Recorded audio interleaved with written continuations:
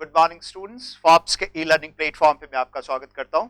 और आज के इस सेशन में हम लोग लर्न करेंगे प्रीवियस ईयर क्वेश्चंस को जो 2010 से 19 के बीच में पूछे हुए हैं, और कुछ एक मिसलेनियस क्वेश्चंस का हमने इकट्ठा करा है, उसको आज हम लोग लर्न करेंगे, डिस्कस करेंगे। तो पहला जो क्वेश्चन है बच्चे वो फिल इन द ब्लैंक्स पे है, जरूर आएगा ये क्वेश्चन, ये पूरे क्वेश्चंस पूछे हुए हैं, आपको मैंने बता दिया। तो पहला क्वेश्चन हम पढ़ते हैं फिल इन द ब्लैंक्स वाला, और उसमें है कि it's a tragic reality that dash, इसमें से इन चार ऑप्शंस में से मुझे यहां पे एक फिल करना है। That a huge pool of talented hard working individuals, India remains in pathetic chaos, India एक बड़े पैथेटिक कंडीशन में, पुअर, एक chaos डिसऑर्डरली कंडीशन में है। पैथेटिक का यहां पे मतलब होता है पुअर, एंड chaos तो आप जानते हैं डिसऑर्डर। सो इंडिया की कंडीशन बहुत अच्छी नहीं है के बावजूद, किसके बावजूद? देखिए, hard working and talented individuals हमारे पास है, उसके बावजूद। तो के बावजूद के लिए हम जो यहां पे फिल करेंगे, ऑल्दो नहीं हो सकता, बीइंग भी नहीं हो सकता। के बावजूद के लिए आप या तो इन स्पाइट ऑफ, आप जानते हैं इन स्पाइट ऑफ का मतलब होता है के बावजूद प्रपोजिशन के तौर पे, या हैविंग, डेस्पाइट को भी हम यूज करते हैं। सो इन स्पाइट ऑफ या डेस्पाइट, दोनों के दोनों एक ही चीज होते हैं, ये सारे बच्चों को पता होगा। या तो हम डेस्पाइट लिखें या हम लिखें इन स्पाइट ऑफ। लेकिन अब एक बात क्या है कि यहां पे लगा हुआ है बीइंग और इसमें लगा हुआ है हैविंग। तो अब देखो, डेस्पाइट लिखा है या इन स्पाइट लिखा है, कोई फर्क नहीं पड़ता। अब यहां पे बीइंग लगेगा कि हैविंग लगेगा।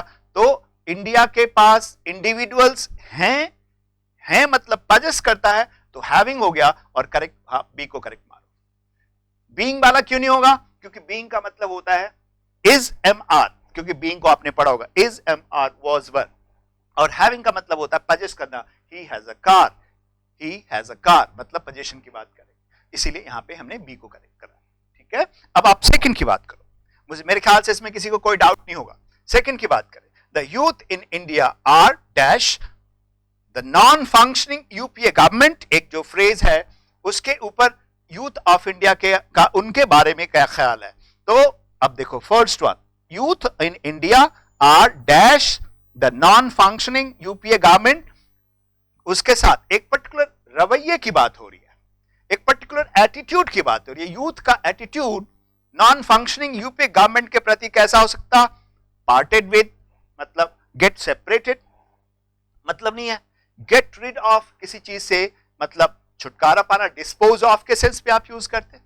गेट रिड ऑफ मतलब डिस्पोज ऑफ समथिंग, तो ये दोनों भी एलिमिनेट करा हमने। फेल आउट विद का मतलब, फॉल आउट विद का मतलब होता है to fight, to quarrel with someone, so quarrelling की बात नहीं हो रही है। फेड अप विद, बड़ा इजी फ्रेज आपने यूज करा हुआ है। फेड अप विद मतलब किसी चीज से तंग आ जाना, उब जाना। तो यूथ जो इंडिया का, वो इस UPA non functioning UPA government से क्या तंग आ चुकी है। So fed up with is correct, option number D is correct. Fed up with, तंग आ जाना। Fall out with, to fight with someone, to quarrel with someone, इसका मतलब होता है quarrel with someone. Parted with का मतलब किसी से सेपरेट हो जाना, और गेट रिड ऑफ का मतलब होता है डिस्पोज ऑफ, किसी चीज से छुटकारा पाना। तो यहाँ पे गवर्नमेंट से, हिंदुस्तान के जो लोग यूथ हैं, युवा वर्ग हैं, उनका एटीट्यूड इस गवर्नमेंट के प्रति कैसा है कि वो तंग आ चुके हैं, fade up with. Third one, looking dash the lens of poverty. अब लेंस की जब हम बात करेंगे तो लेंस के थ्रू देखेंगे ना, तो इस बहुत इजी क्वेश्चन आंसर है looking through the lens of poverty.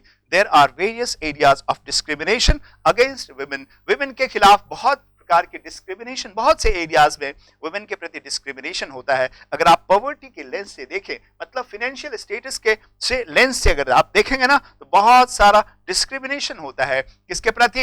Women के प्रति। So looking through is correct. Next slide है बच्चे, नेक्स्ट स्लाइड, इस पे हम लोग डिस्कस करेंगे जो इडियोमेटिक एक्सप्रेशन की हम बात करेंगे। इडियोमेटिक एक्सप्रेशन में आप यहां पे देखो, he is always picking holes in every project.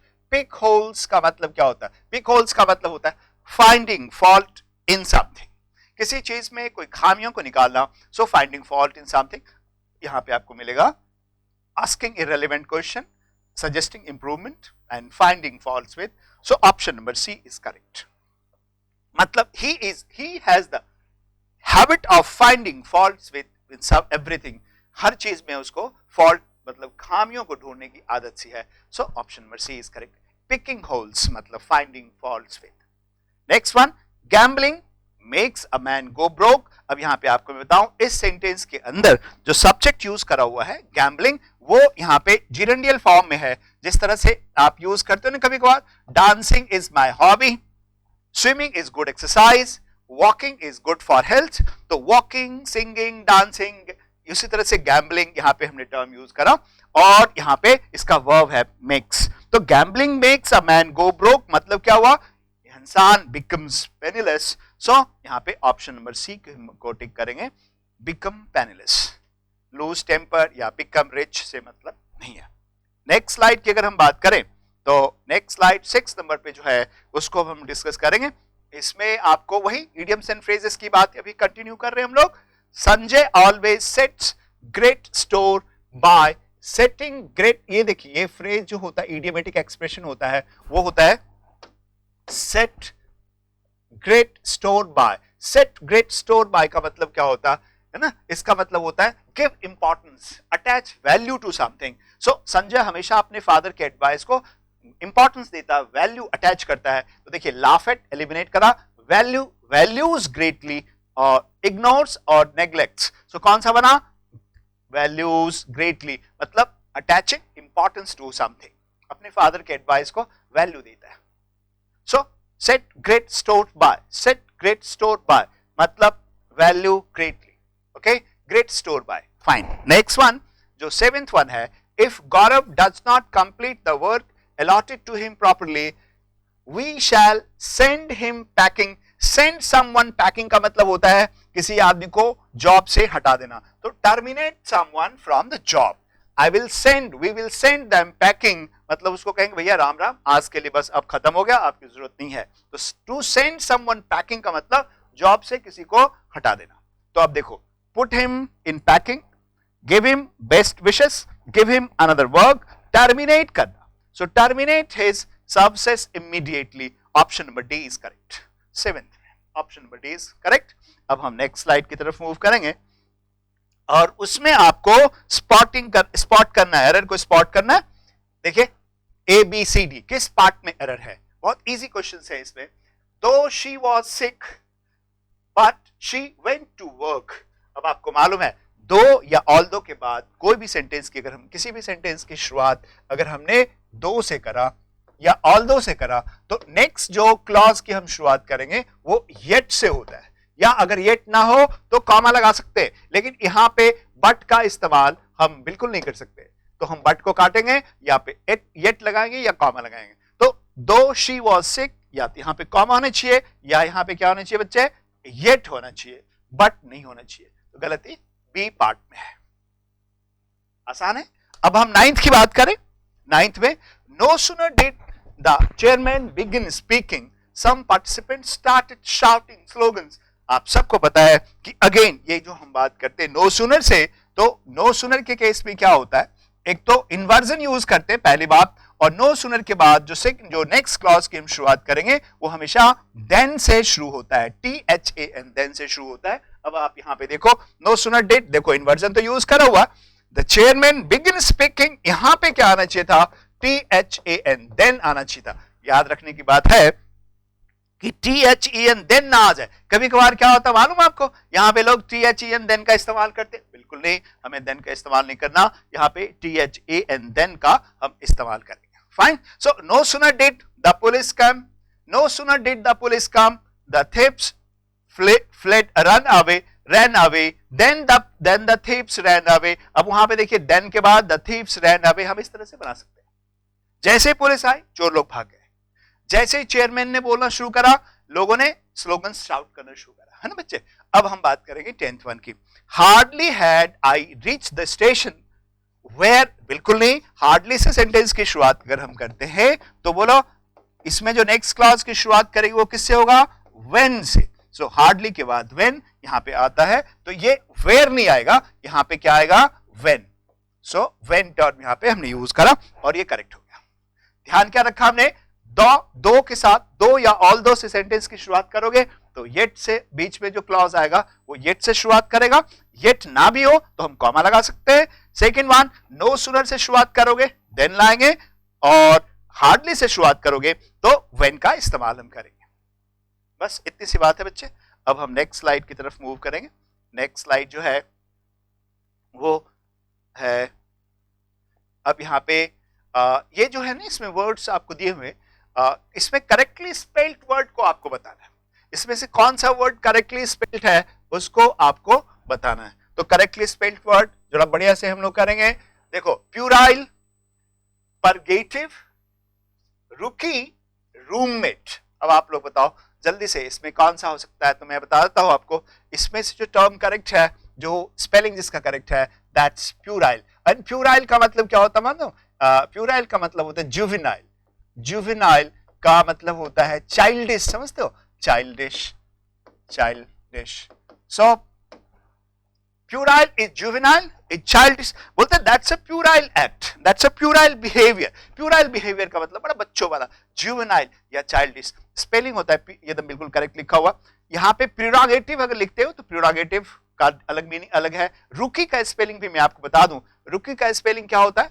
ROOKIE, रुकी। रुकी किसको कहते हैं पता आपको? रुकी कहते हैं जो कोई नया नया नियोफाइट जो होता है ना, नियोफाइट, उसके लिए हम रुकी टर्म यूज करते हैं। और स्पेलिंग क्या होता है? KIE, यहाँ पे आई का इस्तेमाल करेंगे। रूममेट देख रहे हो आप, सिर्फ रूम लिखा हुआ, मेट के लिए M यहाँ पे लगना चाहिए था, तो रूममेट में M होता, डबल M होता है यहाँ पे। ओके, नेक्स्ट टर्म जो है कन्वलस, कन्वलस। कन्वलस स्पेलिंग गलत है।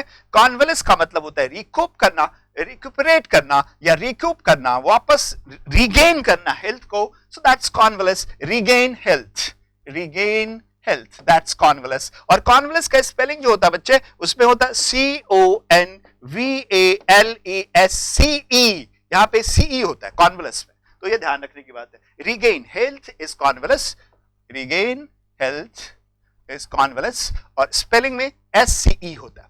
एक्विलिन गलत, ये स्पेलिंग जो है ये भी गलत है।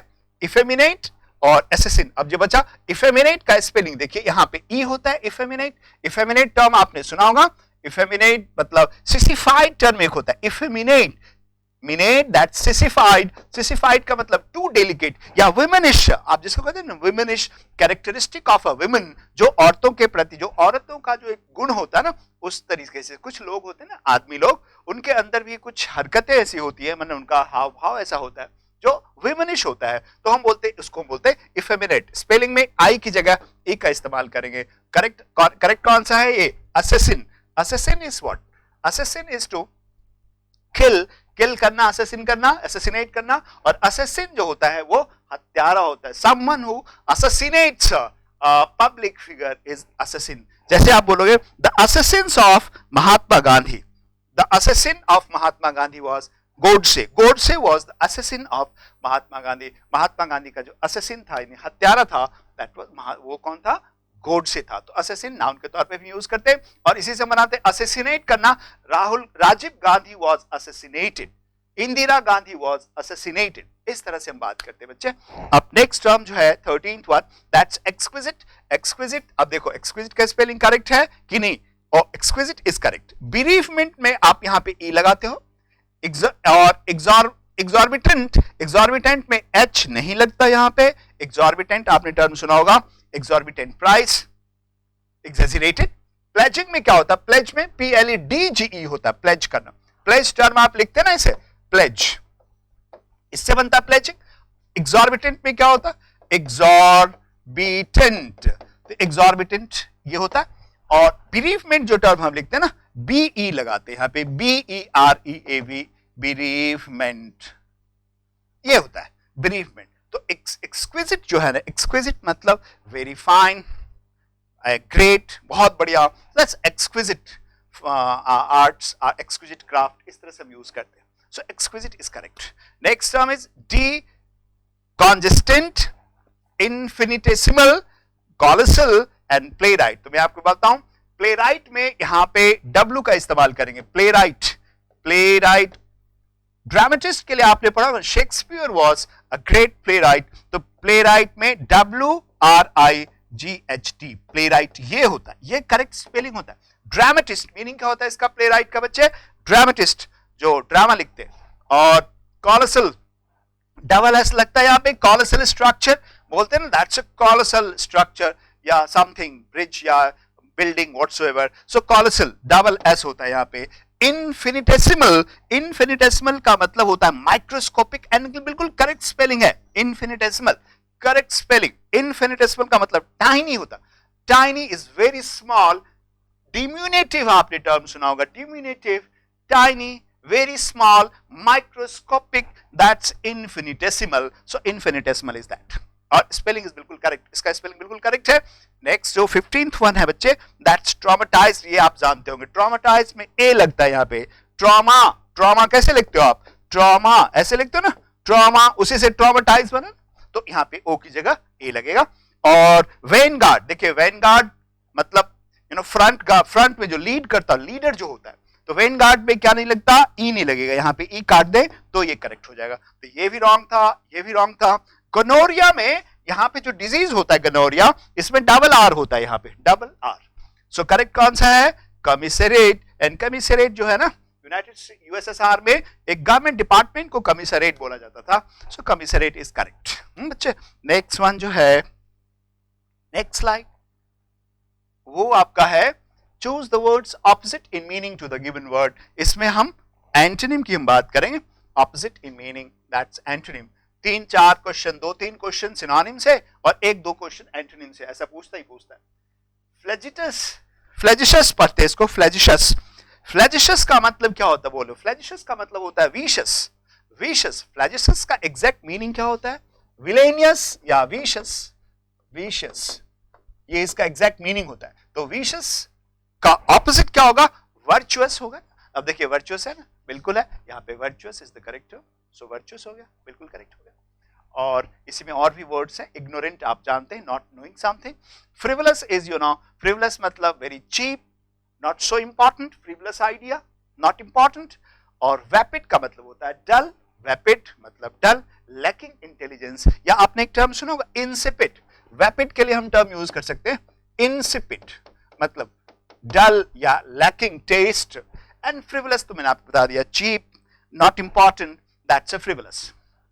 अब नेक्स्ट टर्म बच्चे, बेनिवोलेंस, बेनी इज गुड और वोलेंस इज मतलब a feeling, a feeling of, general feeling of goodness towards others, that's called benevolence. Benevolence is what, a general feeling of goodness towards other, दूसरों के प्रति एक बढ़िया बढ़िया भावना जिसको हम कहते हैं, that's benevolence। और बेनी का ऑपोजिट क्या होता है, malevolence। so malevolence इसका ऑपोजिट हम निकालेंगे, so mal is bad, ill, तो malevolence हो गया। बाकी टर्म जो है so इसके ऑपोजिट नहीं है। नेक्स्ट वन इज नेक, बाकी को मैं बता दूं आपको मीनिंग। कंटेम्प्ट का मतलब क्या होता है, कंटेम्प्ट का मतलब होता है आई मीन डिसरिगार्ड या डिसडेन, तो डिसडेन या डेरिजन, देखिए डेरिजन,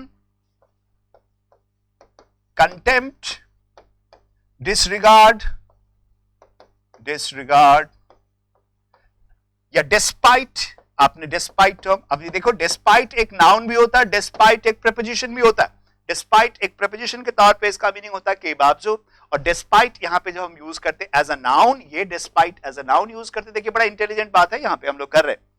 यूजुअली हम डिस्पाइट को हम प्रीपोजिशन के तौर पे ही जानते हैं, लेकिन मैं आपको बता दूं डिस्पाइट एक नाउन के तौर पे यूज भी करते हैं, जिसका मतलब डिरीजन या डिसरिगार्ड या कंटेम्प्ट होता है। आपने अक्सर सुना होगा कंटेम्प्ट ऑफ कोर्ट मतलब disregard of court, derision of court, despite of court, मेरे ख्याल से क्लियर है। और हेट्रेड तो आप जानते ही हैं। नेक का मतलब क्या होता है बच्चे, आपने अक्सर पढ़ा होगा अनकैनी नेक, सो नेक का मतलब एबिलिटी, सो एबिलिटी इसका मीनिंग होता है नेक मतलब he has the knack to convince the strangers, उसके पास एक एबिलिटी है कि वो स्ट्रेंजर्स को भी कन्विंस कर लेता है, so he has that knack, that ability, so ability knack. और इसका ऑपोजिट अगर आप बनाओगे तो क्या बनेगा, इनएबिलिटी, साफ साफ लिखा हुआ। डेक्सटेरिटी आपको मालूम है, बैलेंस आपको मालूम है, डेक्सटेरिटी इज व्हाट, स्किलफुलनेस। अब डेक्स्ट्रस बोलते हैं, डेक्स्ट्रस या डेक्सटेरिटी, दैट्स स्किलफुलनेस।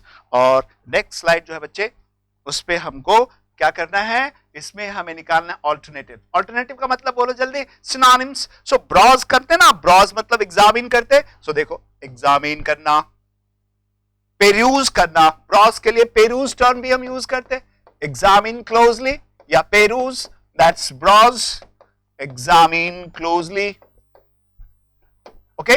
और फाइनली जो टर्म है आज यहाँ का, दैट्स प्रीवी, और प्रीवी का मतलब मालूम आपको, प्राइवेट होता है, सीक्रेट होता है, सो इसके लिए सीक्रेट, सो प्राइवेट या सीक्रेट इज प्रीवी। और बाकी बस आज के लिए बच्चे यही था, हम लोग इसको आज